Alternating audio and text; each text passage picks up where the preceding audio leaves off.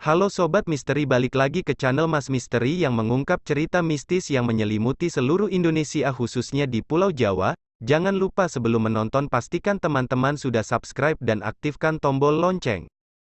Kali ini Mas Misteri akan merangkum cerita tentang KKN yang ada di Desa Penari Banyuwangi, Jawa Tengah. Asal-usul Desa Penari yang difilmkan masih menjadi misteri. Hingga saat ini, lokasi desa tersebut, termasuk apakah benar-benar ada, atau tidak, belum diketahui. Terlepas dari segala hal misterinya, film KKN merupakan film yang akan banyak digandrungi para pecinta film horor di tahun 2022. Antusiasme publik untuk menunggu 2 tahun tayang film ini berhasil menarik perhatian hingga 8 juta penonton, menjadikannya film ini terlaris di Indonesia. Petugas Kesra Desa Bayu, Banyuwangi, Kecamatan Songon, Sriyanto membenarkan bahwa cerita film KKN Desa Penari terjadi di desanya. Hal ini membuatnya mengungkapkan beberapa peristiwa yang mirip dengan yang ada di film tersebut. Ia juga membenarkan bahwa Desa Penari adalah Desa Bayu di Banyuwangi. Memang benar lokasi Desa Penari berasal dari Jawa Timur, tapi tidak ada yang tahu lokasi pastinya. Hal ini untuk menjaga privasi dan kerahasiaan masyarakat setempat mengenai sejarah Desa Penari. Menurut Sriyanto, nama Desa Penari berasal dari pengalaman mistis 2 mahasiswi. Mereka mengaku terjebak di desa magis tempat pertunjukan tari berlangsung. Ketika 2 siswa diminta untuk melihat makhluk gaib, begitu mereka masuk, ada seorang raja, seorang dayang, mereka dihibur dengan tarian, dan gamelan selesai. Mereka sangat menikmati seolah seperti sedang berada di sebuah kerajaan. Sriyanto terus berbicara. Kedua siswa yang kembali dari desa gaib itu diberikan bekal makanan dalam perjalanan pulang atau saat tiba di kantor Desa Bayu.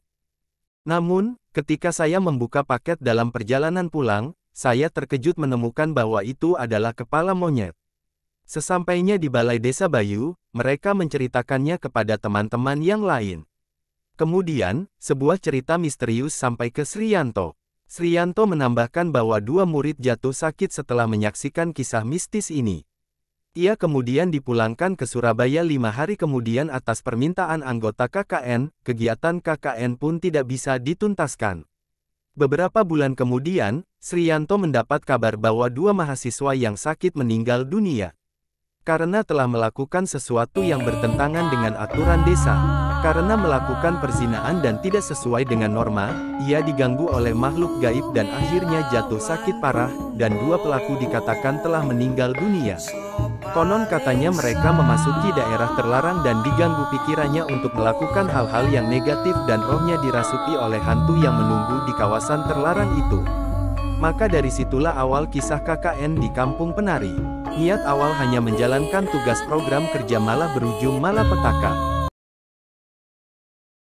Pelajaran yang bisa kita ambil dari cerita KKN di Desa Penari adalah kemanapun kita melangkah, harus selalu mematuhi peraturan, sopan santun, atau norma yang ada serta janganlah sesekali melakukan perbuatan zina seperti firman Allah SWT yang menuliskan bahwa, dan janganlah kamu mendekati zina, sesungguhnya zina adalah suatu perbuatan yang keji. Dan suatu jalan yang buruk. Q.S. Alisra, 32. Itulah cerita tentang KKN di Desa Penari yang sangat terkenal, di kebenaran dan fakta masih belum bisa kita ketahui.